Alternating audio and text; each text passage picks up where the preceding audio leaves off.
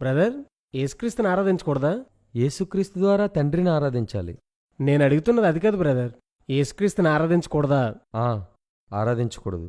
ఆరాధించకూడదంటే యేసుక్రీస్తు దేవుడు కాదా? యేసుక్రీస్తు దేవుని కుమారుడు. మేమడుగుతున్నది యేసుక్రీస్తు దేవుడా కాదా అని. కాదు. క్రీస్తు విరోధి ఆత్మని ఎలా గుర్తిస్తాం? హ్మ్. యేసు శరీరధారిగా రాలేదన్నవారంతా క్రీస్తు విరోధ ఆత్మ గలవారు. క్రీస్తు శరీరధారిగా రావడం అంటే ఏంటి? క్రీస్తు శరీరధారిగా రావడం అంటే ఒకప్పుడు అతనికి శరీరం లేదని ఒప్పుకోవాలి. ఒకప్పుడు అతనికి శరీరం లేదంటే శరీరం లేనప్పుడు అతను ఏమై ఉన్నాడో ఒప్పుకోవాలి. అదే యోహాను తను రాసిన సువార్తలో ఇలా చెప్తాడు: ఆదియందు వాక్యముండెను, వాక్యము దేవుడే ఉండెను, ఆ వాక్యము శరీరధారిగా ఈ లోకానికి వచ్చెను.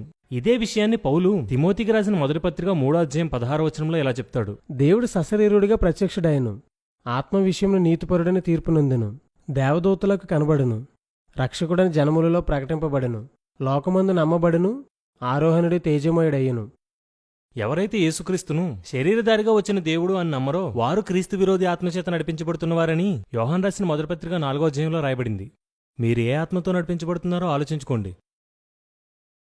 మొదటి ఆదాము దేవుని కుమారుడు కాబట్టి కడపటి ఆదాముగా వచ్చిన క్రీస్తు కూడా దేవుని కుమారుని అవతారంతో వచ్చాడు. యేసుక్రీస్తు దేవుడా కాదనే విషయాన్ని అలా ఉంచండి. యేసుక్రీస్తుని ఆరాధించకూడదనేదే నా డిమాండ్. వాక్యం తెలిసిన వారెవరూ యేసుక్రీస్తుని ఆరాధించరు.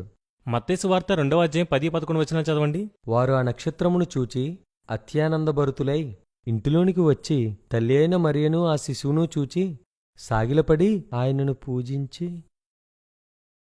యేసుక్రీస్తును పూజించిన వారిని బైబిలు జ్ఞానులు అంటుంది.